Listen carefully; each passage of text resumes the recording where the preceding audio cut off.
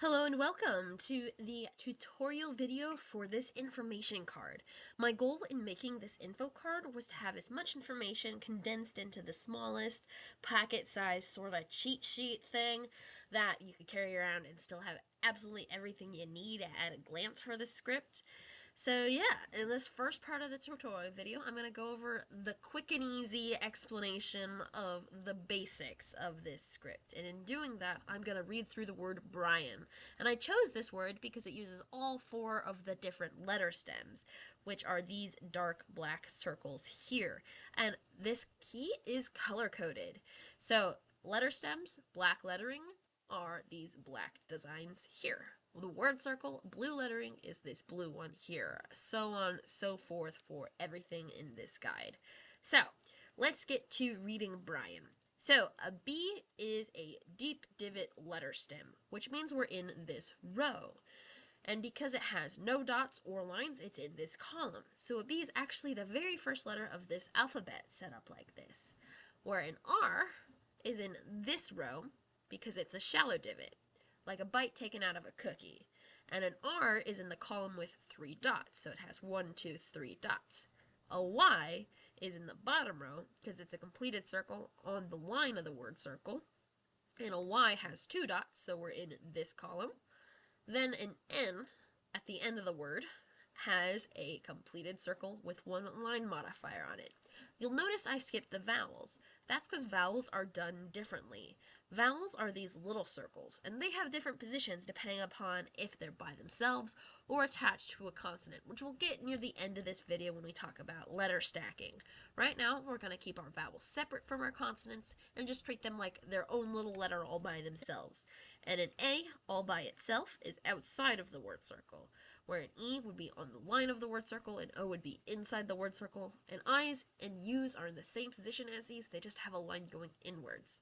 Now, even though I said an E is on the line of the word circle, note that O's are on the lines of the consonant stems. So these letter stems, these black circles, have the brown O's on them, where if there's a circle on this blue circle, that's an E. So yeah, there's a difference there. It's tricky and hard to see, especially when the designs themselves aren't color-coded like this. So that is vowels, and why this here is our A. And then when you put it all together, you start at the bottom and you go counterclockwise, like a time traveler going back in time, which is why we start reading with this B at the bottom. Then we go to our R, next counterclockwise, with its 3 dots, the Y with its 2 dots, the A outside the word circle, and then the N all by itself inside the word circle with one line. So that is the quick and easy review of how this works. Now let's get into some more nitty-gritties and write a word all by ourselves from the beginning. So we're going to get rid of Brian, and we're going to work with the word Sydney, which is again another lovely word that uses all 4 of the letter stems, plus it starts with an S. And an S is a shallow divot, something in this row. And these letters often start or end words and make it really easy to link words up together. So if we have Sydney here, we could grab this sentence circle going around Brian, make it bigger, and then use that to make our letter stem. And I'm using Inkscape, by the way. The command I did to make that go away was I selected both of them, and then I hit Control minus, and that makes a divot like that. So Control minus is your friend, and I'll use that a lot. So that is our shallow divot stem, and I'm just going to go through the letter stems of the vowels and consonants without worrying about any of the modifiers for the first bit. We're going to just do the word circles and letter stems to start off, because that helps with the balance of the design. So we need our I for Sydney. So this is our I stem on the line of the word circle. Then we need a D, which is a deep divot, so it needs to be bigger because it's a deep divot. This deep divot needs to be more inside than outside. Then we need an N, which we're going to have a full circle, and it's going to be fully inside. And I don't want these guys to be touching or these guys to be touching, because then these might look like lines on the D, or this might look like a deep divot that just hasn't quite got much space in the middle like this. Is really close to being a full circle, but isn't. It is a deep divot.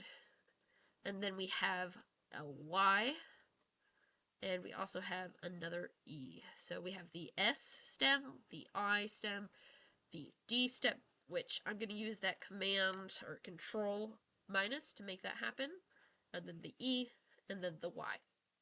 This is a totally optional step that I like to do, but I think it helps clean up the design if I duplicate, which is command or control depending if you're Mac or Windows, D to duplicate, then I select both, and then I control minus to get rid of the stuff behind it. So control duplicate, select both, control minus to make that happen.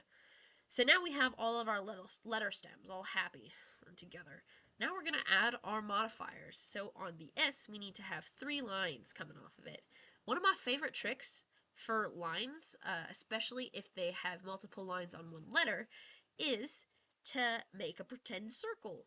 So this circle is going to have a line that starts there and a line that starts here. So these are the 2 line modifiers that just happen to look like a circle. And that's because line modifiers count when they end on a letter stem, and they can count for multiple letters, curve, loop, and do a whole bunch of stuff, so long as 2 lines end, or in this case for the S, we need 3 lines. And on that S, it is an S. So we have 1, 2, 3 lines on the S. So that's check. That's the S there. The I has a line going inwards. We'll actually have it go all the way to that other line modifier. Then a D needs some dots. I'm going to steal a dot from Brian. And these dots don't have to all be the same size. You can have big dots and little dots. That is A-okay. So long as the D has 3 dots, we are good. I'm actually going to make these 2 a tad bigger, but still the same size. And then we have our N. And I already snuck a little line on it. So you see how this line ends on the N, but this line passes through. Because this one ends on it, it counts. But because this one passes through it, it doesn't count. So this one line counts on our N. And then we have the E inside on the line of the word circle. And then last but not least, we have our Y, which needs 2 dots. Boom. So I'm going to show you a couple more options of things you can do with lines. So this is also perfectly valid because this is still the letter stem and it still ends on the letter stem. Even stuff like this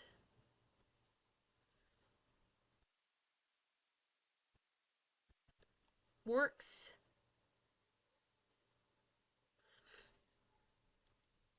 Because lines are allowed to stop in the middle of nowhere. And because this line clearly doesn't end on the D, you're fine. Because it ends on the N, and that counts as 1. So this is also another way of writing Sydney. So yeah, lots and lots of different ways of doing things with dots and lines. Which, I guess, I've already sort of talked about. The consonant modifiers. Oops, I didn't put my little star here keeping track of things. But yeah, I like to do the word circles and letter stems first. Consonants, and I should also add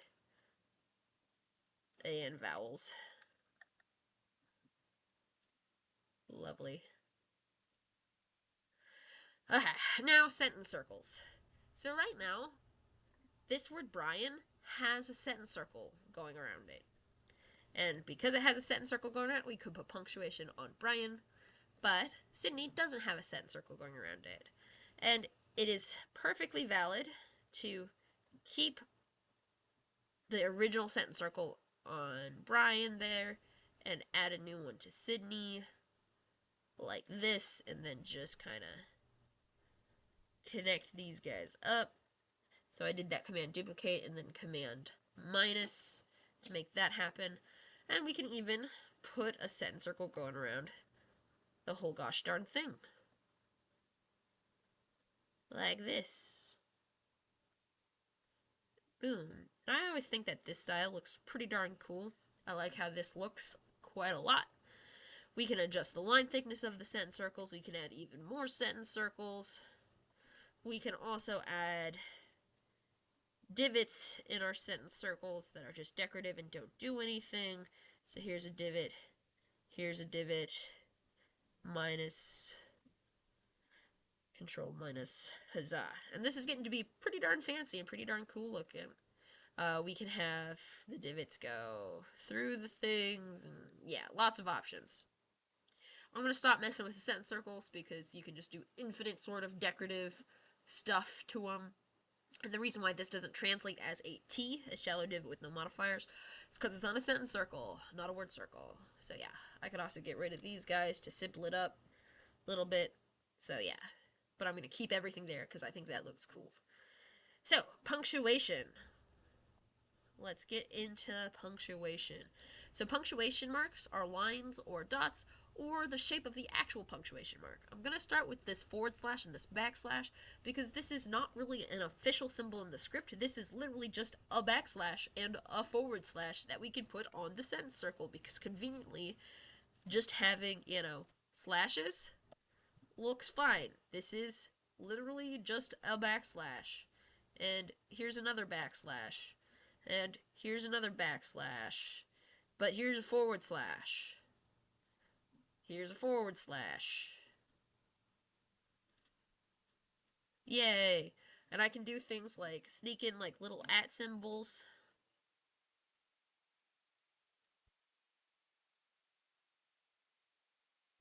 I don't know, man. That's kind of like an at.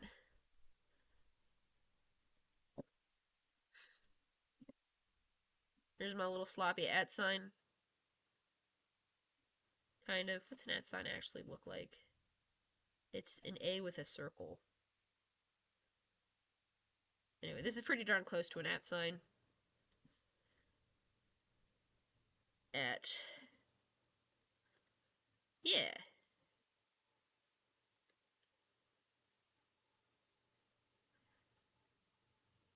So yeah, it works. Oh, it curves off that way and goes around. Whatever. But I could be like, yeah, no, that's an at sign. I'd buy that this is an at sign. You could make stuff that look kind of like stuff. You could make like a little money sign.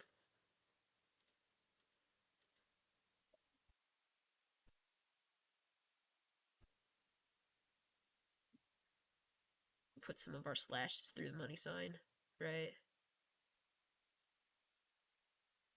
So you can kind of mess with stuff. If the symbols are already pretty much there, you could just mess with them, make them fit the style of it a little bit better. So that is totally valid. Just kind of making stuff that is the shapes of stuff that already exists and sneaking it in there. Because if you didn't know this was a language, this really wouldn't look like a money sign, but it's totally a money sign if you know that it's a language. That kind of stuff. Totally cool, totally legit, and is the way to add stuff that's not specifically on this. You just add it in normal letters, but stylized, like font, whatever. So yeah, that is the stuff that is not on the key, but you can add just by literally drawing it section for punctuation and stuff. But for the punctuation marks that are noted here, the dot punctuation marks, are the ones that I like to bend the rules with the most because I like having a home for my punctuation. So this is definitely a comma. This is also definitely a comma because it is on the line.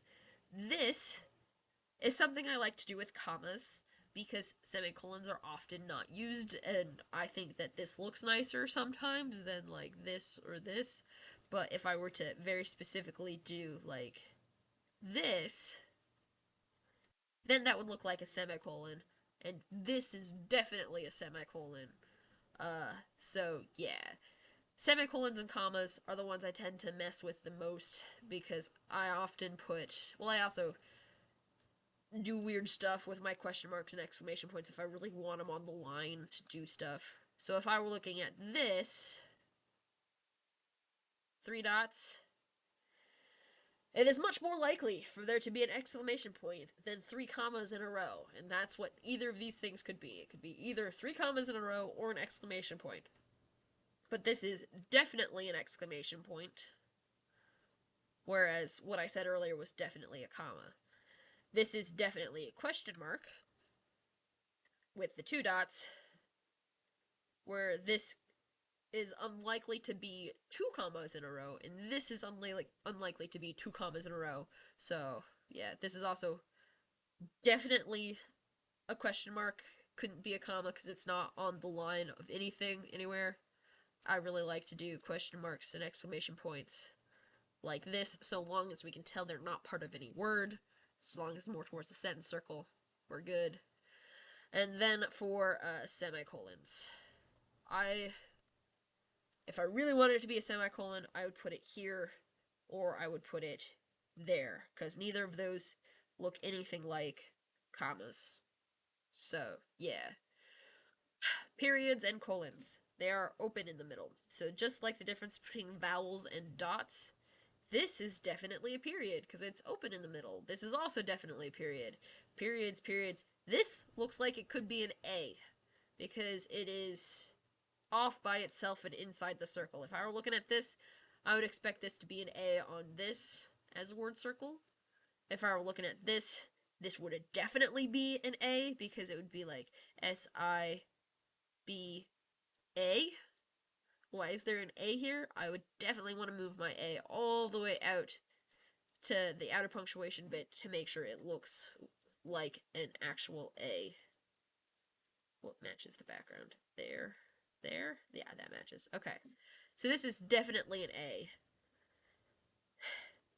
Not an A. This is definitely a period because it's on the sentence circle, not on the word circle. This is also definitely a semicolon. This is definitely a semicolon. Definitely a period. Definitely a period. Period could be anywhere along this thing. Okay, and then our last punctuation mark is this is the best one. It is the start here and orientation marker. So it is a circle with an arc. The circle bit tells you where to start reading, and the arc bit tells you where it ended. So here we have a circle with an arc. Lovely, and we're gonna fill this bad boy in. Boom. So here we have a lovely little start marker. Yay! We're gonna put it right here. And this tells you where the bottom is, which is nifty, because that now means we can spin this whole design and still know where to start reading. So before we were stuck at that bottom counterclockwise orientation, but now we can spin this design any which way. So, come here, you. Grab all of the elements. Boom. We could spin it any direction and still... Oh, there's a start marker. That must mean this is our first letter, and this is oriented downward, so we're going to start on this side of everything. So B-R-Y-A-N and S-I-D-N-E-Y. I could also grab the thing and flip it. And then I would know, well, the dots are going this way, so we're reading in this direction. I guess we're going clockwise, so then it would be B-R-Y-A-N and S-I-D-N-E-Y. And it doesn't have to be on the internal sentence circle. It could be, like this, out here, wherever. So long as you have that start marker with a dot and an arc going in a direction, you know where it's supposed to start reading, and you can do a whole bunch of stuff with the design and still know where to start reading. Okay, so that is the sentence circle and punctuation, and we have made a delightful little artwork for Sydney and Brian. Oh, stylistically, line thickness so far has not mattered at all whatsoever. It will start mattering in letter stacking. So here's our letter stacking rules. Yay, there are lots of them. Letters with the same stem can be stacked. What does that mean? Well, that means anything in the same row can be stacked. So if you ever have a T, a WH, SH, R, NT, SW, or V next to each other, you can stack them. That also includes any vowels, because vowels are always in the same row. So if you have a word like the word cook, which is C, actually let me duplicate that, C-O-O-K, which has, we'll get some examples of everything. So that would be in the second row. In the third row, we have T-R-I-C-K, try, or actually, we could do even better. We could do TRUST. Haha, that is all in that row. And we can have a THING all in this row. And we can have a bad all in this row. And here we have our word circle. Shut up. Yep. Make circle, not oval. I want circle. Give me circle. Give me circle. There, circle. Have circle. Cool. Okay. So bad can be written all as one letter by stacking the B and the D. So they're both in the same row. And that means we can just double up this letter stem. So here we have the B and the D. Come here, you. Let me. There. So currently, this says BB because the same thickness is the same letter. If I want it to be read as BAD, I need to make one thin and one thick to show that they are different letters. So I'm going to go over here to my toolbox, click my stroke style thing, and up the stroke thickness. Lovely. Now we have a thick one and a thin one. Cool. We'll deal with those sloppy edges later. I'll show you how to deal with that later.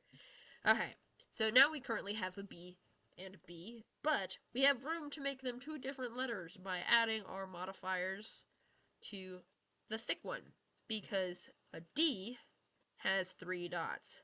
1, 2, 3 dots. So now we have a B and a D. And then the A here is outside the word circle. And its thickness doesn't really matter because consonants and vowels have their own little set of rules. Currently, consonants are read before vowels. So this would be B, D, A. This would be read like B, D, A. Because the B is the thin one, the D is the thick one, and then the A is the vowel. Vowels read after consonants. So we need to bring that A up one letter in the stack. And to do that, we put a slash through it, because each slash through a vowel moves it up one letter in a stack. So we need to get a line and put a slash through our A, like that. Lovely. So to get rid of these ugly edges, if you're using Inkscape, you do path, object to path, path, stroke to path, and then you can adjust it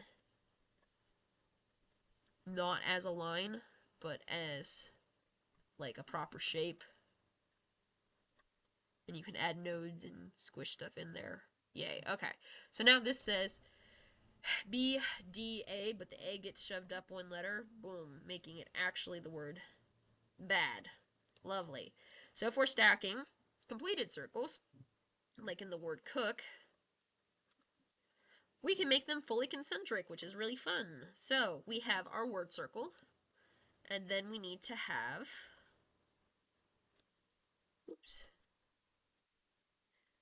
our C and our K. Lovely. I'm going to make this a little bit bigger. Right now this says JJ, and really would be hard to recognize as anything that would be a word. We need to make one thicker. Doesn't matter if it's inside or outside. This time I did the outside one thick. This time I'm going to do the inside one thick. Boom, like that. And now we need to add our modifiers. With C, our thin one needs to have 4 dots. Our K needs to have 2 dots.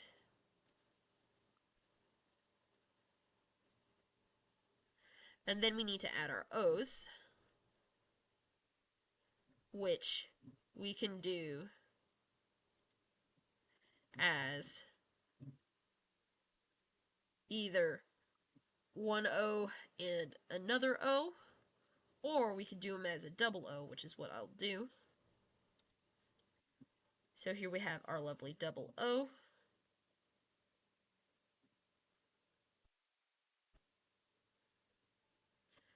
Okay, so now we have currently written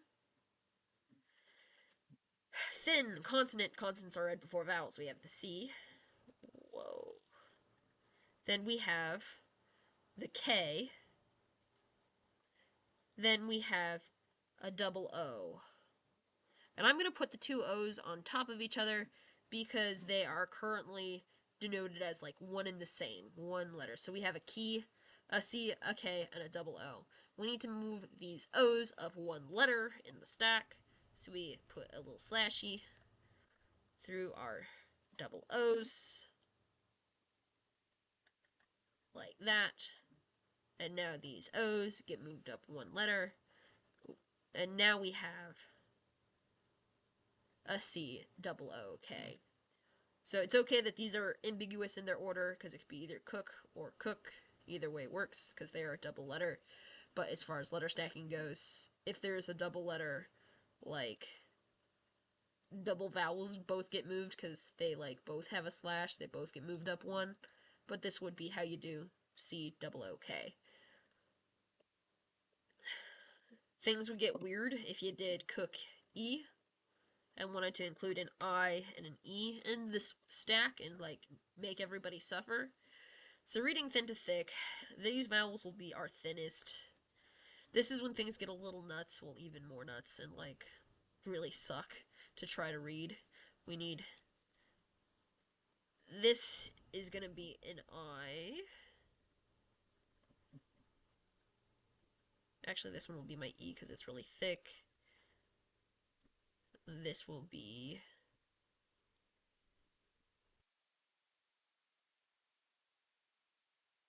We need these all to be bigger, so that way I have more room.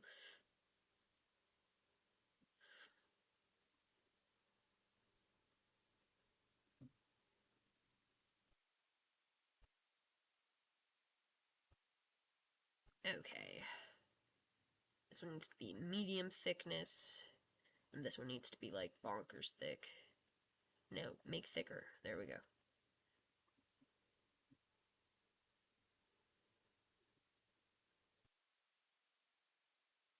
Okay.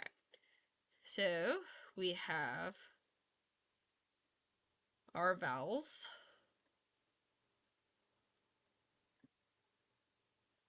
Lovely. Okay. So, we have an I and an E. So we'll do our slashes last, the order of operations. Well, as far as reading wise. So I know we have the double O, and we also have, yeah, N. Come here, you. I. And we have an E. So we currently know. So we have all of these letters present in this word. 4 dots makes the C, 2 dots makes the K. Oh, we don't have the line on the I. The I will be the medium one. This line needs to go this way. Make it a line, make it a thinner line, so that way we can still see our dots. Shift this over here, and put that there. Okay, lovely. So this is a disaster. I would never want to do this in something I would want anybody to ever be able to figure out, but it is still totally unambiguously figure-outable as the word cookie. Sigh. This is so tragic. Why am I doing this? I'm doing this because reasons. Okay, so we have all of these letters. We have the vowels. We have a double of this vowel, which is an O because it's on the line of the consonant. We have this vowel, which has a line going more towards the middle than towards the outside, so it's an I. We have this vowel because it's centered inside our consonant with no lines either direction, and therefore an E. So we have all of our letters. Now for orders, we have the consonants go in front of the vowels. Yay, that is step 1. Then you read thin to thick, thin lines. So in our consonants, the C, this thin one, is read before the K because this K is the thick one and has 2 dots. And then we have our vowels. So vowels are read after the consonants, but they also have thinness and thickness. This double O They're both the same thickness. Come here, you. So we're going to still keep them on top of each other, like this, because they're still ambiguous. But our I is a bit thicker, and our E is the thickest. Okay, then we have our slashes. This double O has a slash, bringing it up in front of the K. So this is an obnoxiously complicated way to write the word cookie. Woot. I'm going to do trust a little bit more simplistic. No, I'm not. It's going to have 4 letters in a stack. It's going to be awesome. So, trust, we have our word circle, and we're going to make a whole bunch of letter stems. Yay! Now, it could be nice and have them go in sort of an ascending order or not. Anyway, we got to make sure they're all obviously a shallow divot. So this one is kind of approaching deep divot territory. It's especially hard in like bad when you have multiple deep divots to make sure that the outer circle doesn't start looking shallow divoty, because then that's a problem. Come here, you. Why did I grab all 4 of those when I could have just grabbed the one here? Anyway.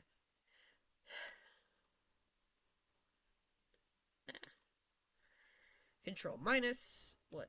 Oh, that's why. Grab these 2. Control minus. Lovely. Okay, so we currently have 1, 2, 3, 4 shallow divots. Yay. Alright, we're gonna make this one super thick. Because reasons, we'll clean them up at the end. Super thick.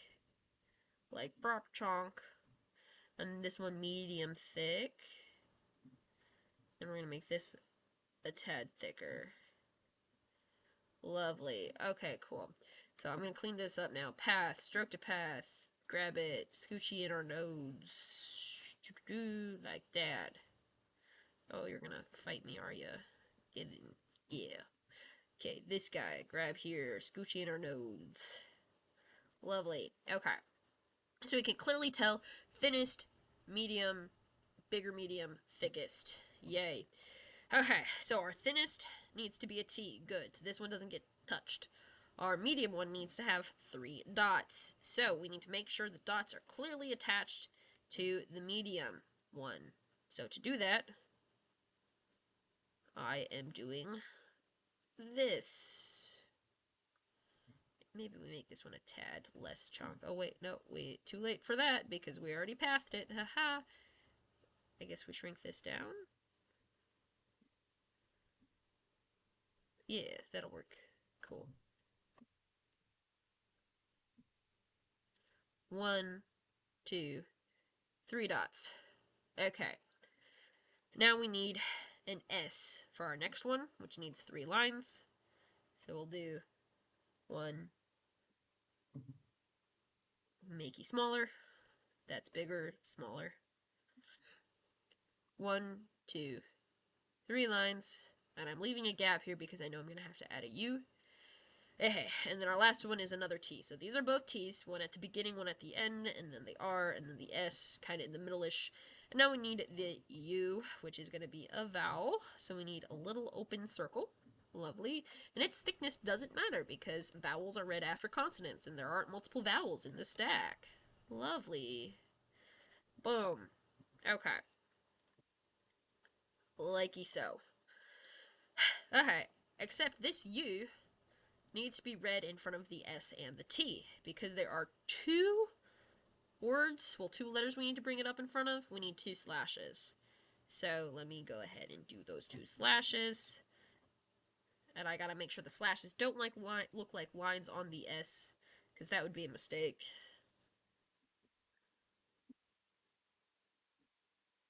Minus, minus. Scoochy. Lovely. I want this to be bigger. And I want these to be bigger. I'm going to drag you over here. We're going to... Lovely. Okay. So now this says trust, all in one letter. Just a really crazy letter that is trust. Okay. So let's go ahead and read it back. Our thinnest line is what we start with. That is a T. So actually going through the orders of the operations.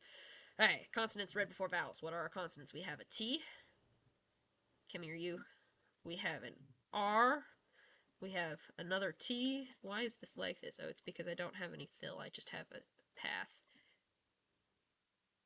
T, R, S, T, and a U. So these are all the letters we see right now. We haven't filled with the organization. We do our first step, which is put the vowels behind the consonants. Consonants read before vowels, then read thick, thin. So our thin one, thinnest one is a T.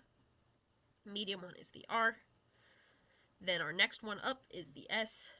And then our thickest one is a T. And then we have the U. But the U has 2 slashes, so we move it 1, 2 spaces, and therefore have trust. Yay! Alright, last one. And this example still shows something new, so all of this rambling is kind of relevant. Yay. I'm like gonna cough. I'm like talking myself to, I don't know, death. I'm gonna drink soda, which totally helps, I swear. Oh, it doesn't help. It's caffeinated. Or not caffeinated, carbonated. Whatever. Okay, so let's write thing all in one letter. So here's our word circle. Lovely. Here we have 1 for the TH, and then the NG we'll do is our other letter stem, and we need 1 to be thick, huzzah, and 1 to be thin, and we also need a little guy for the I. And I'm going to shift these to be even bigger, so that way the I doesn't look like it's part of the stack. It's also nice if you make them non-concentric, kind of like these guys in here. If you just keep doing more and more concentric circles, it's hard to tell where you're looking at vowels versus looking at multiple layers and levels of concentric letters. Anyway, I'm only going to duplicate the word circle from that one. Now we need to make one of these, well, the thick one, the one at the end, an NG, which means lines. Come here, you.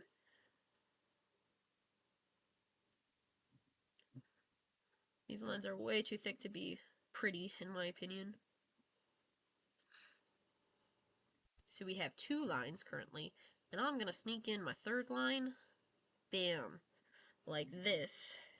To show you another edge case. Huzzah. So, even though it passes through the TH, it ends on the NG. So, 1, 2, 3 lines on the NG. And this I itself has a line. Lovely. But the I needs to be brought up in front of the NG. Because an NG is in fact 2 letters, we still need 2 lines. 1 line. We make thinner. We'll also make the word circle thinner.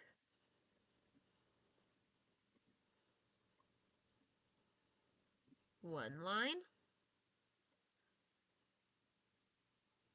2 lines. Lovely. We'll make both of these thinner.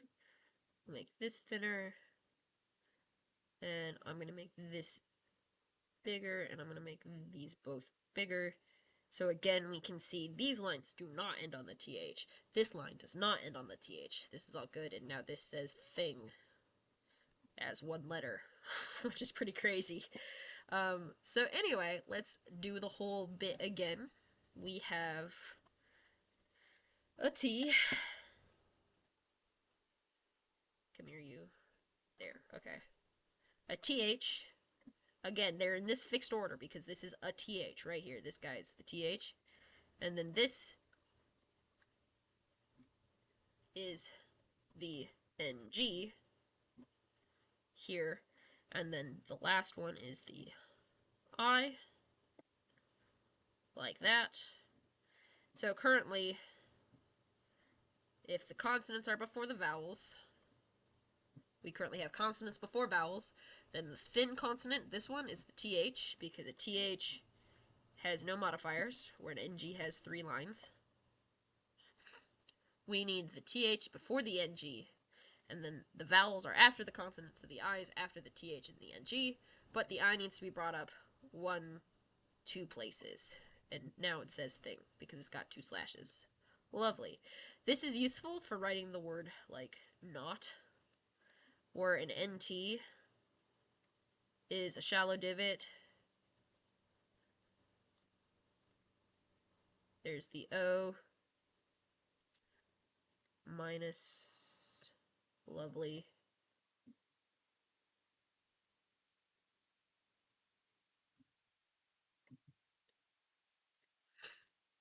And then we need 4 dots. So this is a really condensed way to write the word not, which an NT, shallow divot, 4 dots, with the O, and we need 1 slash through it to bring the O in front of the T.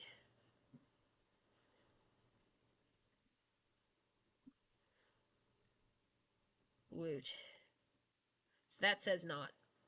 And yeah, these are all full words done as 1 letter. And of course, you can look at letters now and figure out fun ways to stack them, and your mind can go burr, and everything can be cool. I don't know. Is this cool? Am I cool? I'm cool. I'm gonna pretend I'm cool. I'm wearing a cool, like, little cloaky dude that I made that's got circles on it. Hell yeah. Okay. Numbers! We're getting close to the end. Numbers are gonna seem redonkulously simple compared to what we just covered. So here's numbers. Where are you? There, Scooch. You hide that. Okay. So, numbers have concentric digit rings around a thicker decimal point. So this is our thicker decimal point, and these are our concentric rings. This number has 1, 2, 3, 4 digits. This number has 1, 2, 3 digits. This number has 1, 2, 3 digits as well. So the value in those digits are what you get when you add up your dots or circles and lines. So this one has 1 dot on it, and it's just the number 5. This has 1 dot and 1 line, and it is therefore the number 6. This just has 3 lines, and it's therefore the number 3. This is the number 563, or 563, which is the first part of the phone number to reach Circle Studio. Haha, you see, this is the Circle Studio phone number, which is a good example of putting multiple numbers in a circle, because the only parts of the numbers you need to have visible are the parts of the numbers that matter. So you need to have the dots and lines visible. If you were to have something overlapping, that would assume then you would have to assume that there's nothing of important behind it. Like, you can't hide any lines or dots. So here's a simpler way of writing each number themselves. 1 has 1 line. 2 lines. 3 lines. 4 lines. And of course these lines can move and go wherever, and they can, like, even curve and do weird stuff. So, like, we could make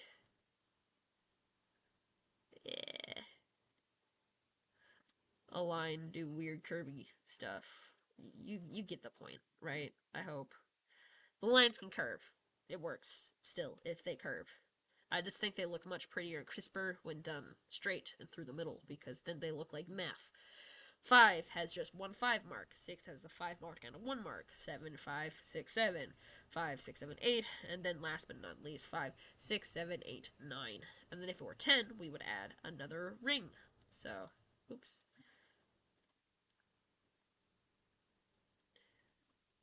So this would actually technically be 29, because we have 2 rings here, but using rings from other word circles, sentence circles and word stuff is kind of frowned upon in numbers, because it gets real confusing real fast. But yeah, this would technically be 29. But yeah. Okay, that was really fast. Numbers are easy. The biggest thing to do with numbers that can be complicated is making sure your numbers do not look like words. This is particularly true with the word me. So this is the word me, because we have a word circle with an M and an E. Though technically this would be a TME, because we have this shallow divot here. So yeah, be careful of that. Try to make sure your numbers are overlapped and chunks are missing enough that you can tell that it is for sure not something like a problem. I don't know.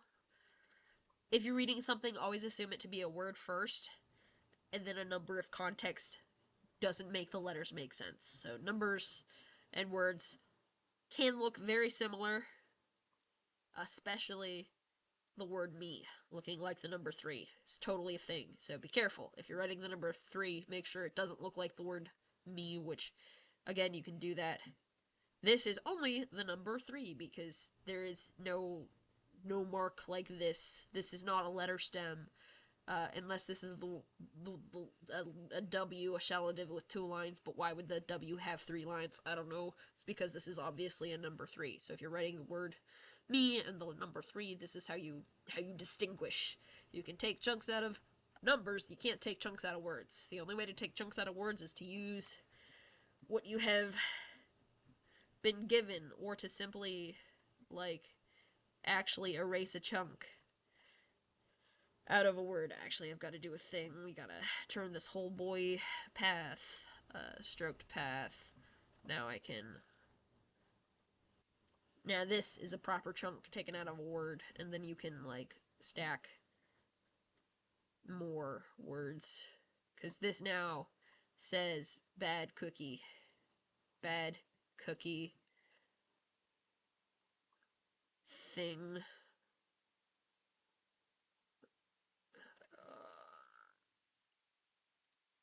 We're gonna write bad cookie thing, not trust. Because that's funny. But we need to have. So this currently says T, trust. We can't do that. We've got to actually delete a chunk. Path. We need stroke to path. Then we need to expand this. Then we need to control minus delete that. And this line is now bothering me, so we're going to move it over here. Or like here or something. No, we're just going to move it over here. Bad cookie thing. Not.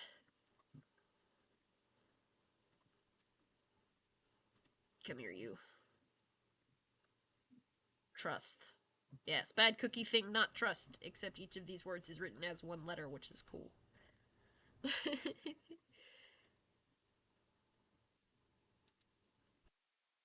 Okay. That is numbers. There's one more thing I want to go over because I did put a thing in here, which is paragraph structure and order and things and stuff.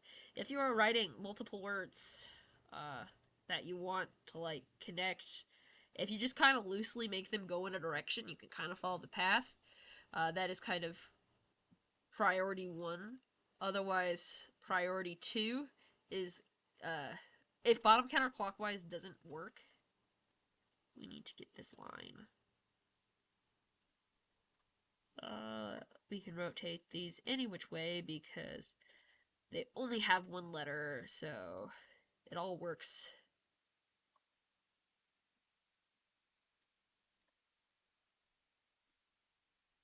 Ooh.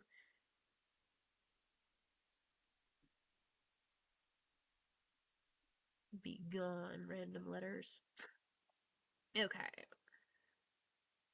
We need our knot. Give me knot. Oh, I'm missing a dot on my knot.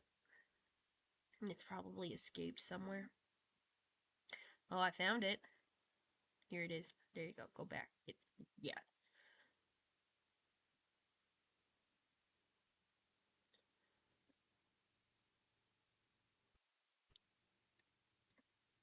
Cool. Now this says bad cookie thing, not trust. And because all of these letters, all of these words are letters, you can do cool stuff. Like flip. Now it says, ooh.